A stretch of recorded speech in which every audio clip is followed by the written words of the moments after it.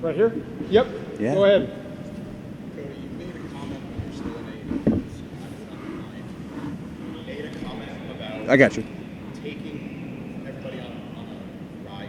Mm-hmm. After everything that's happened, have you had a chance to reflect on the gravity of that statement now, and just how much has changed in your career, just the wrestling world in general? Sure. Do I need to pick any of these up? You can just speak right into them. All right. I'm just gonna set it back down then, just out of sheer. I feel like I say a lot, in a sense of one of the pitfalls of promotion, whether it was forward facing at my former gig or being here, is there's like a few days of, oh my gosh, I got this interview and it was great, and then 3 days out, the quotes just exist in space outside of context. And those quotes, they're real. You did say them, but you do another interview and then a quote sounds different, all this. Long story short, I couldn't have expected what was going to happen. I had plans maybe on another big left turn. I like to say I take a lot of left turns in terms of doing things that are different and betting on myself. But this wasn't anything that I could have expected. I mean, right now, like, as I'm answering this question, it still hasn't hit me how large of a run that's happened for me and how lucky I am to have had this run just here in WWE, just the recent time. So yeah, I don't know if the gravity of what I wanted to do and what's actually been done since, if I'm really aware of it. But I'd like to continue making strong statements because they hold me to do strong things, I hope. Nick? What up, Nick? How are you? Thank you for that. So, Cody, there were rumors that your former EVPs, the Elite, they have been WWE bound before resigning with AEW. I was just wanting to know your reaction to choosing to stay there as opposed to joining you here.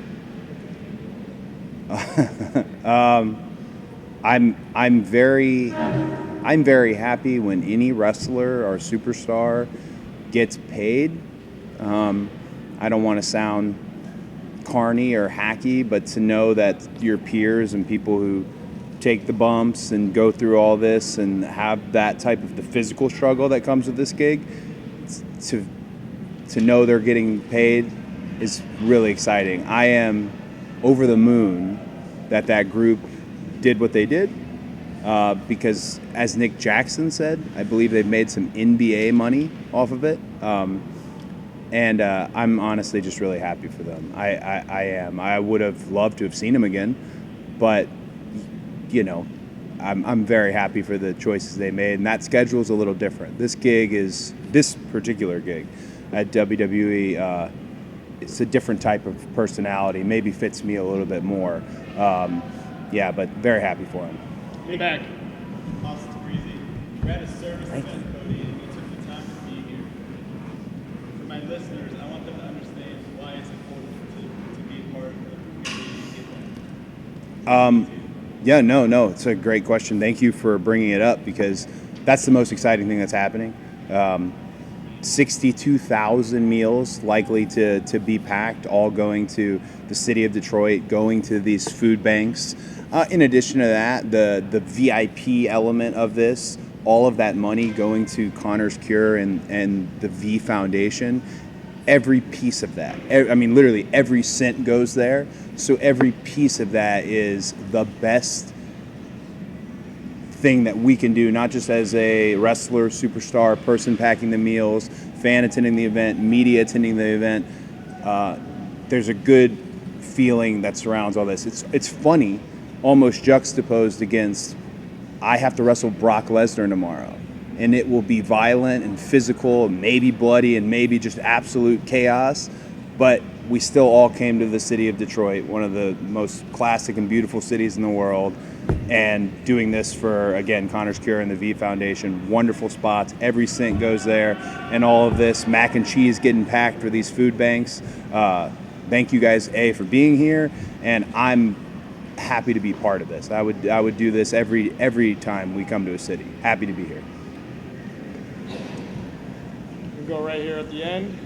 So, Cody, this tomorrow night is your first SummerSlam in 8 years, and if I'm correct, this will be the first time in 10 years since you walked into a SummerSlam as Cody Rhodes. And not only that, is you're going to face Brock Lesnar in one of the main events tomorrow. Just kind of, what does that mean to you to come back and now be at this historic event, be able to walk out there as Cody Rhodes? The big ones, right? You know, we all know what our big four are. I know it changes, and we try to change, but at least two of the big four are pretty consistent.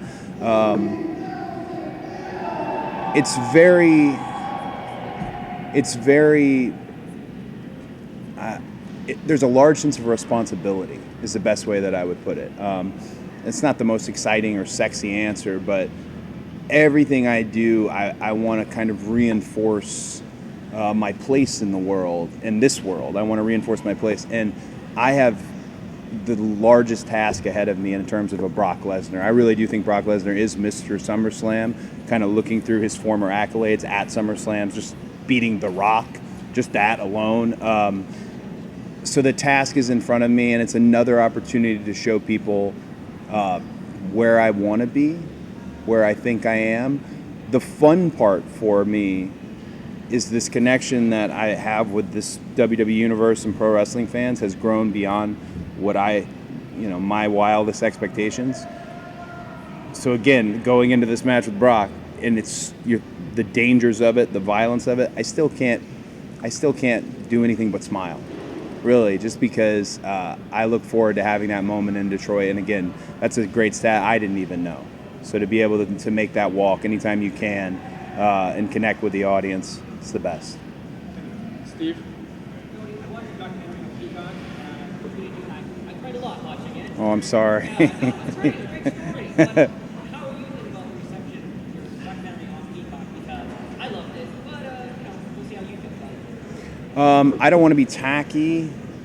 I even told one of my friends who's a member of the media this the other day.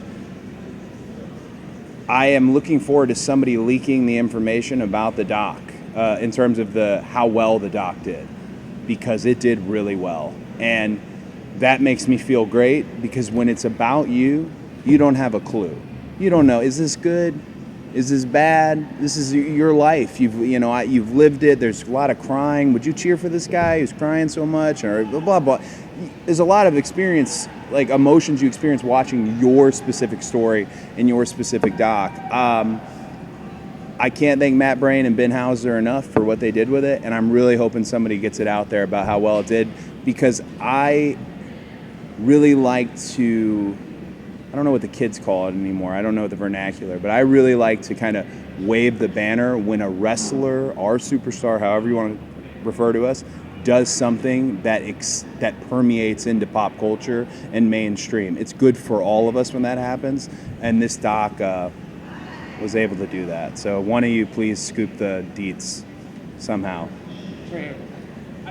Hey. After watching the documentary, it's great. At this time of his career, I don't think his dad advised that Dawson was Whew, man.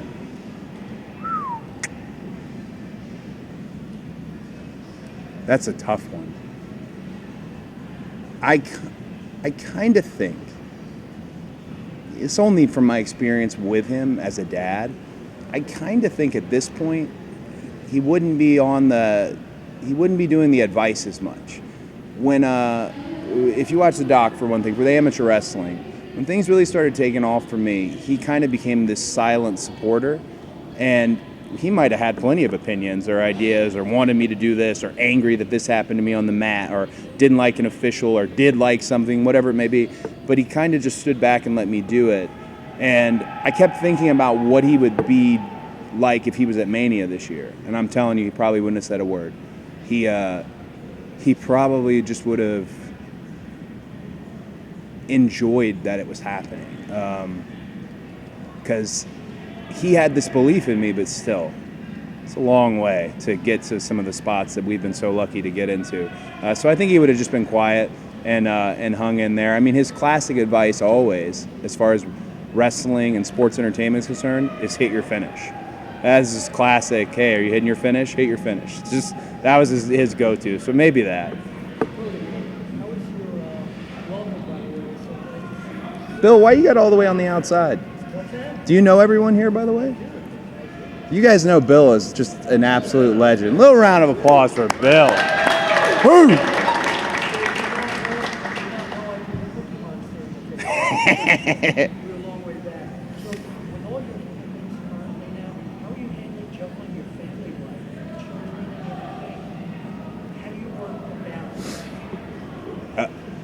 I actually, I put a post on my Instagram just now.